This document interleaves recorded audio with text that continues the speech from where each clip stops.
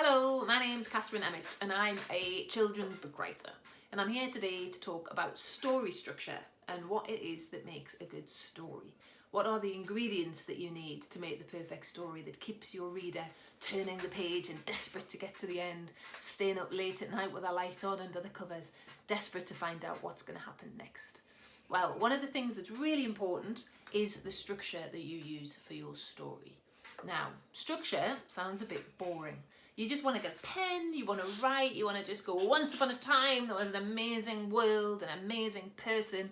You want to get those words on the paper.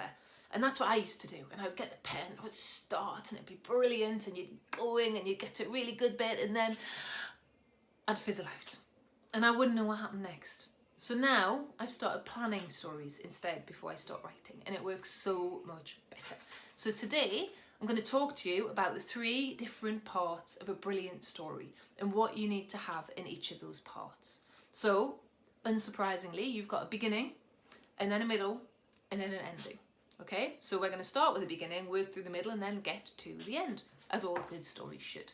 Now, it's quite hard to understand what we're talking about with story structure and all the different terms and the different stages without an example. So, no, we're going to use my book as an example, King of the Swamp. This one's written by me, Catherine Emmett, and illustrated by the brilliant Ben Mantle over here. You can't really see his name. Never mind, he's not here. So, King of the Swamp is going to be our example for the different stages of the story. We're not going to read it all word for word, we're just going to kind of go through and look at the different bits and what happens when, so we can then, when we look at the structure, put that all together and make a brilliant story. And make all of your stories brilliant, okay? So, let's go. Get comfortable and let's start. So, King of the Swamp is set in a swamp. And this is all about McDarkley, the character here. And he lives in the swamp and he has a lovely time. And he dreams of making it really, really beautiful. And when he's there, he grows flowers, because he's a gardener, you see? He's got his gardening hat on. And he grows all these beautiful orchids, which are a special type of flower.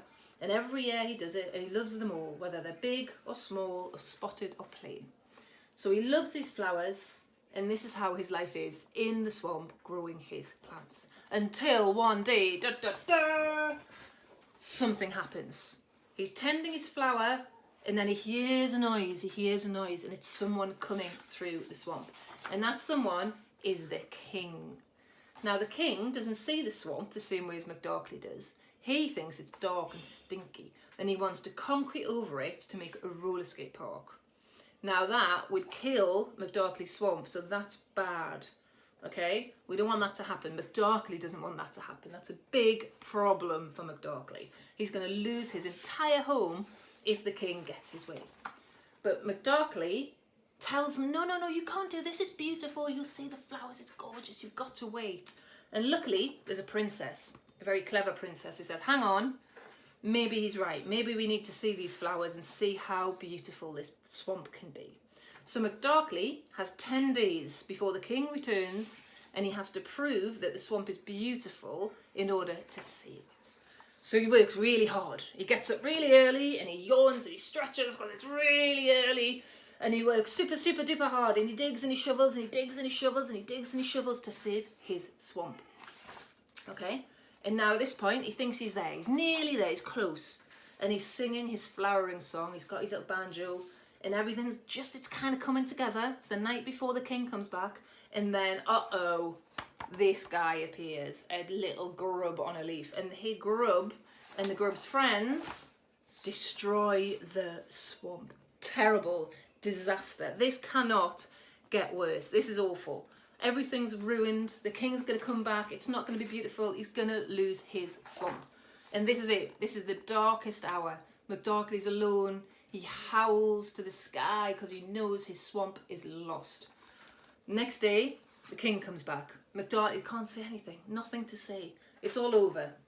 And then the princess goes, oh, good gracious me. And what's she seeing? Look, all the grubs have turned into beautiful butterflies, and the princess realizes that the swamp is beautiful after all, and it's worth saving. So she turns it into a nature reserve. McDarkley gets to run it, so he gets to stay in his home and protect it. And even all the king's butlers have to go there and work to make it a beautiful place. And even at the bottom down here, the king gets stuck in as well, and the king has to go and work in the swamp. And then at the end, you've got your happily ever after with McDarkley sat in the swamp with his music, with the butterflies and all the orchids. And that is my story, King of the Swamp. So what sort of structure did we use for King of the Swamp? We used a really traditional 3-act structure, and here it is, you can see it now. So you've got 3 parts of this structure. You've got your beginning. Your beginning is where you meet the character in normal life. Then you have trigger 1, boom, something happens to take normal life and change it. So the character's thrown into the middle of the story. And in the middle of the story, the character's got a problem. Something they need to solve, something really difficult they've got to do, or something they really, really need, and that they can't get there, they can't achieve it because there's all these obstacles in the way. And everything gets harder and harder and tougher, and the tension goes up and increases, and then boom, trigger 2 comes along and makes things even more impossible than they were before. And you're thinking, this is never going to work, this is a disaster. And then you're desperate to find out what happens, so you keep reading and you get to the end. And the end, it's terrible, there's a crisis. It's the darkest moment. Things cannot get worse. Everyone's trapped. It's over. They can't get out. They're in a prison cell. They're never going to get out. The baddies have won. But then, boom, green star, turning point. Something changes and everything gets better. We have a resolution. We have a happily ever after. So that is the structure we used for King of the Swamp, and that's the structure we're going to talk about now that you can use in your stories to make really brilliant stories where the reader is desperate to find out what happens next. So where are we going to begin? We're going to begin at the beginning, because that's where all good stories begin. Now, as you can see on this side, we're going to talk about where the story's set. We're going to talk about who your story's about, what that person's like. We're going to talk about what's normal for your character. And then we're going to talk about a trigger event that moves your character out of their normal life and into the middle of the story where the good stuff and the action really happens. So, where's the story set? Now this means where's the setting of your story, but it doesn't just mean where. It also means when. So is it set in a castle or a swamp? Or is it set on an island or on a different planet? Where is it? It can be anywhere you want. It can be in a house just like yours. But also, when is it set? Is it set present day? Or is it set in the past? Or is it set in the future? And whatever that setting is, that's going to impact on your story, and it's going to impact on your character and what your character's life is like. Do they have a phone? Do they have a telly? Do they play outside with their friends? Do they go on their spaceship every weekend? What do they do in there? What's their normal life about? Okay, so the setting's really important, and it's really important that you think about it and what life would be at that time. If it's in the future, do you have cars? Do you have spaceships? Or if it's in the past, you wouldn't have telephones, you wouldn't have computers. What sort of things? How do they get about? So think about all these things, because these are the things that will impact your character and impact your story. And it's really fun. You can draw a picture of it. You can imagine what the house is like that they live in. You can imagine what it is that they drive around in, or they walk everywhere, or have a horse, or how it is they get about. So spend some time thinking about the setting and where everything is. And when you've got that, you think about your character. So this is McDarkley. Say hello, McDarkley. McDarkley says hello. He's a bit shy. He's never seen this many people before. No, well, McDarkley, he likes living he likes his swamp and he likes his orchids, and he's a bit shy, but he is very happy to meet you. So say hello, McDarkley. He says hello. Okay, goodbye, McDarkley. Goodbye.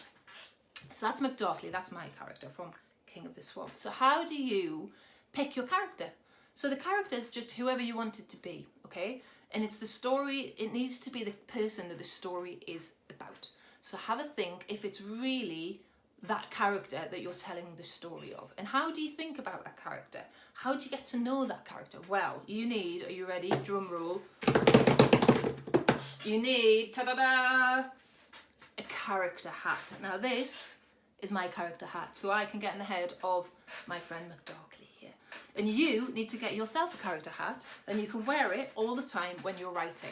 And then you write away da-da-da-da-da all the time with your character hat on, so you're inside your character's head. I'm only joking, you don't really need to do that. But it is really helpful to think about your character and think about what they like. What do they like doing? What do they not like doing? What are they scared of? What are they good at? And a lot of these things will come from your setting. If they live in the past and they have to walk 10 miles a day to school, then they're going to be pretty good walkers. If they live in the future and have to use technology, they're going to be good at technology. But we also, as a reader, want to know what your character's like. Are they nice? Do we like this character? And you can do this really well by showing us through their actions. You don't need to spend too much time telling us what the character's like, saying, oh, he was a great friendly guy, he was kind to animals. You can show us by a couple of things. He could walk along and see a little snail on the ground and pick it up and put it out of harm's way. Or he could be crossing the road one day and save someone who's about to get run over, okay? So you can show us things about your character without having to use lots of words to tell them. And that's a really good way of telling us about the character and giving the reader an idea of why they should like that character, why they should feel connected, why they should care about what happens to that character. Because that's what you need. You need your reader to really care about your character.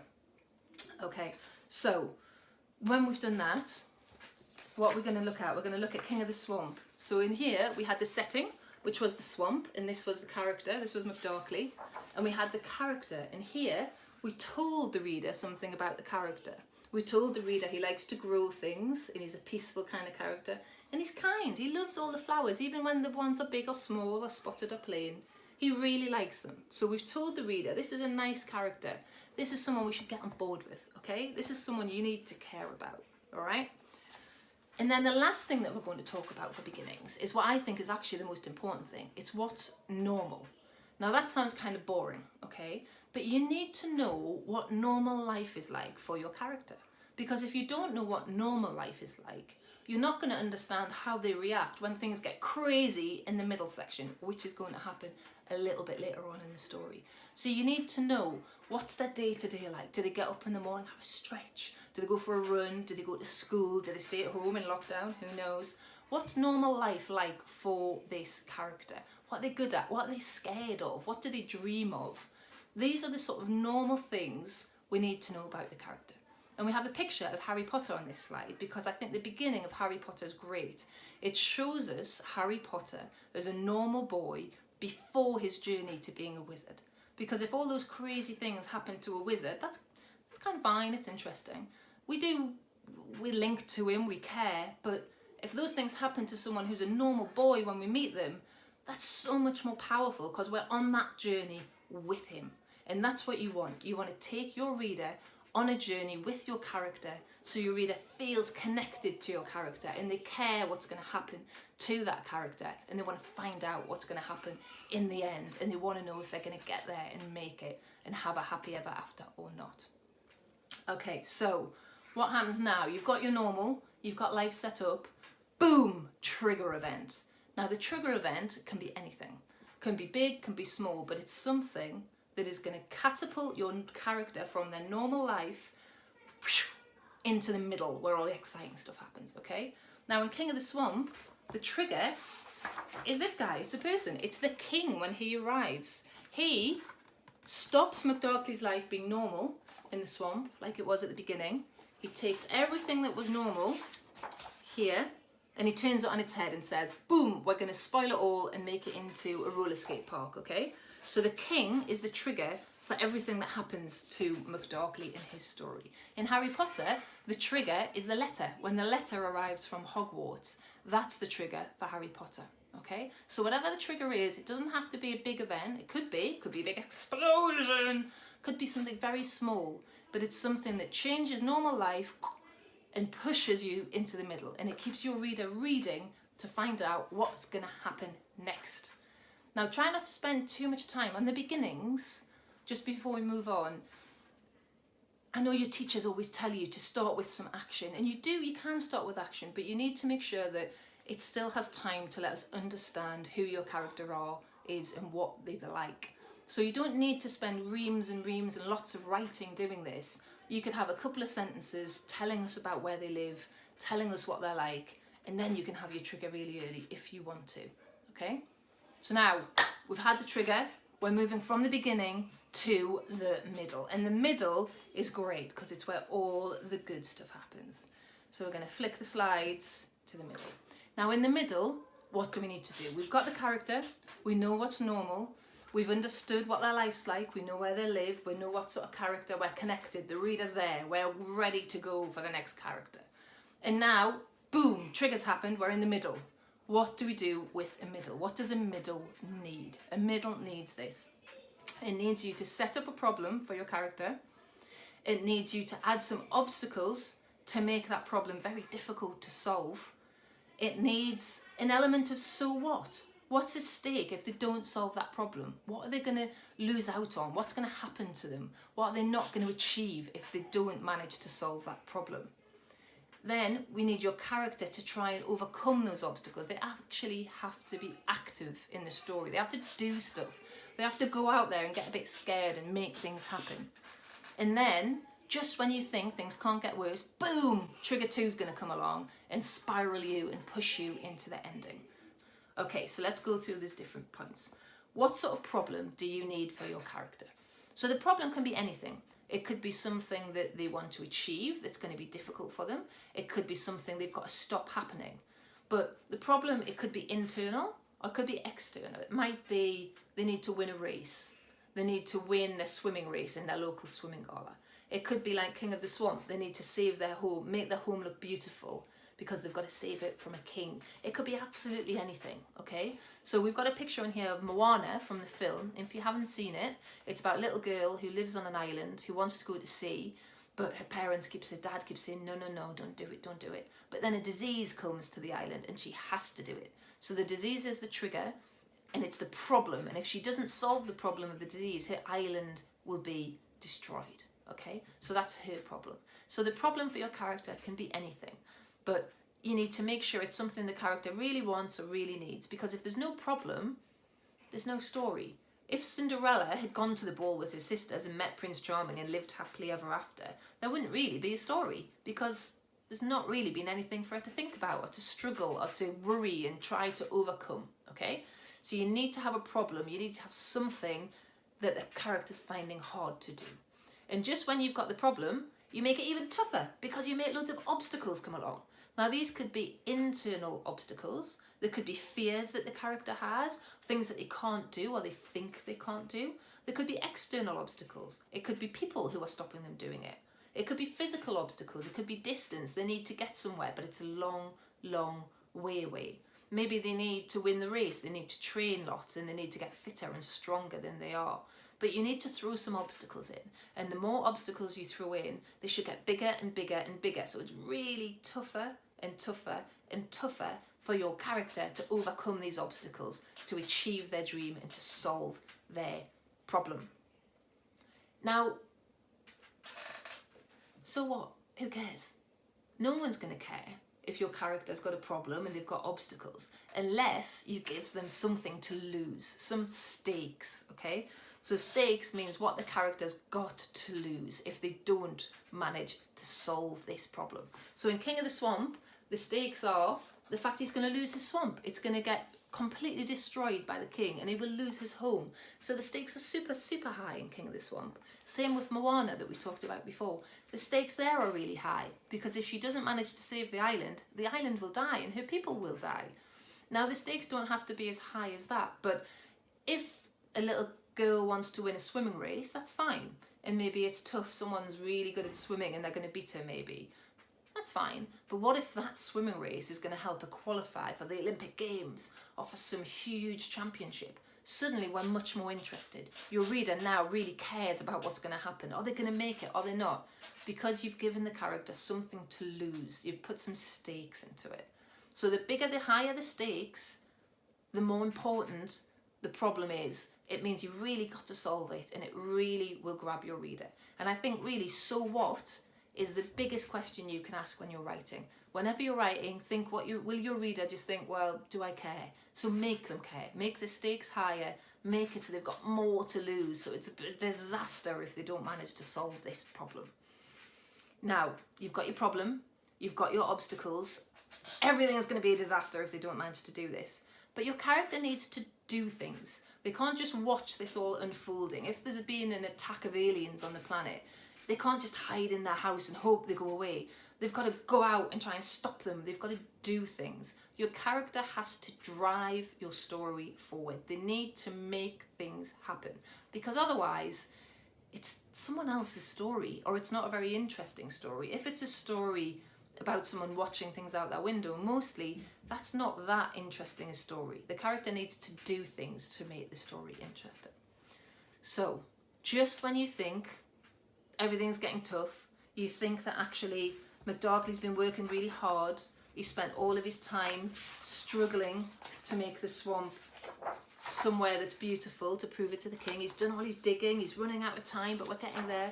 He's singing his flowering song, and then trigger number 2, the grubs come along.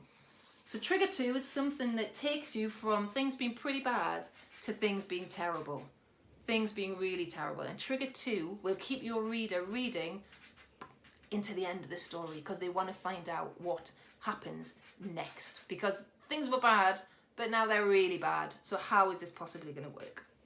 So endings. What do you need for a really brilliant, exciting finale of an ending? So things cannot get worse. This is the main event in your story. This is the darkest hour. Everything's gone wrong. It's bad. The reader doesn't believe this is ever going to get fixed. This is really, really, everyone's stuck in a cell. There's no windows, there's no doors. Time's running out. It's awful. The baddies have won. You need to have a turning point. Remember the green star on the first slide that we have? You need something that's going to fix it and make everything work out.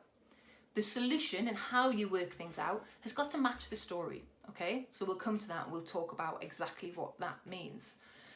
And then we need to think about, has your character changed and learned something?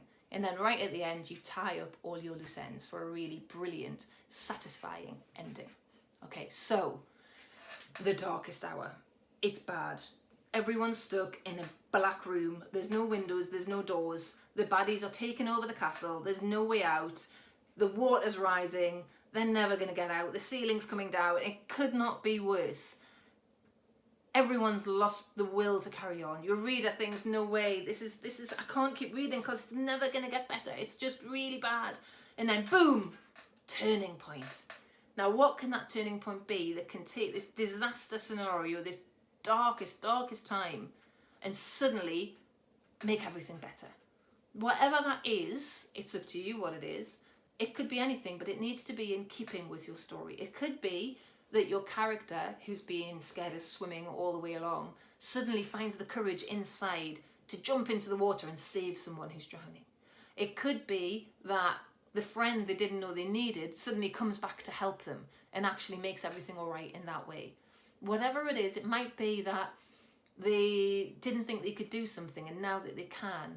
Or it might be that the cavalry arrive, that they come and reinforcements arrive just at the moment. You see that a lot in films. Just when it's looking like the castle's going to fall, suddenly more people turn up and help fight the baddies. So that turning point's important, but it needs to be in keeping with your story. So you don't want to have a story that's about someone overcoming a fear of water and then right at the end, aliens come down and beat them up and take them away and save the day. That's not really in keeping with the story. So you want to think about what's going on in your story. How is your ending going to match that? How is it going to be a satisfying conclusion? And also, what has your character learned? You want, ideally in a story, to have a character who's learned something, who's changed, who is stronger than they were before, braver, or trusts their friends maybe more, or they've learned something or got a skill they didn't have before. And that way we know that the story has really been important to the character, and therefore should also be important to your reader as well. And then you tie up all the loose ends. So in King of the Swamp, we've got the ending. King of the Swamp, he's happy. We had the butterflies. So the turning point in King of the Swamp were the grubs turning into butterflies. Just when everything was terrible at the darkest hour, suddenly the butterflies appear. Nature lends a hand and saves the swamp for McDarkley. And then we have the tying up of loose ends. The swamp's turned into a nature reserve. McDarkley's changed. He's got some friends. His dream has been realised. And we've tied up all the loose ends. The king gets roped in and he has to help too before you go to your happily ever after. So all the way through the story, the tension is increased, and then we've got to the end and the tension decreases, and we get, in this story anyway, a happily ever after. So make sure that you haven't left any loose ends. Make sure you haven't forgotten about a friend who was stuck in a dungeon who never got let go. Make sure you didn't get a cat stuck in a tree that was really important at one point and then got forgotten about, because that doesn't make for a satisfying ending. A satisfying ending has a really big climax crisis point where everything's terrible. Then you have a really clever resolution where either the character finds courage inside or someone helps them to turn that disaster into a positive scenario. And then you see that actually that is in keeping with the rest of the story, and that actually now your character's grown and changed and learned, and now you can tie up your loose ends and have a lovely finale to your story. So that's it. That's everything you need for the perfect story. Your beginning, your middle, and your end. So next time you're writing a story, hold fast, put your pen down just for a minute, get yourself some scrap paper, have a think about what the structure is going to look like, and then try to plan it out just like that. Your beginning, your trigger point, your middle with your trigger point, and your ending with your turning point. And see if you can really think about what your character's problems are, what they're going to lose if they can't solve those problems. But most of all, happy writing and happy reading, because one of the best things you can do to improve your story writing is to read lots of books. So find some books that you enjoy. When you're looking, try to see these things that happen. They happen in a lot of books. See if you can identify the trigger points and just enjoy. Don't worry about spelling. Don't worry about any of the handwriting stuff. Just write your story down. Have fun and happy writing, guys. Thanks for listening. Bye-bye.